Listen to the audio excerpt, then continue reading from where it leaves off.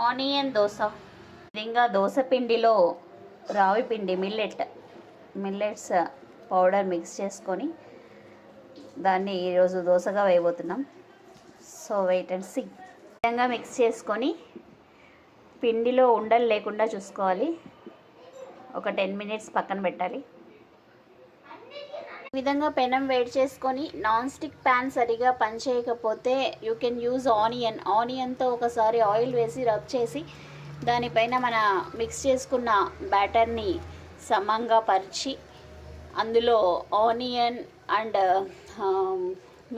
హరిమిర్చి pieces వేసుకుంటే రెండు వైపులా నీట్గా కాల్చుకొని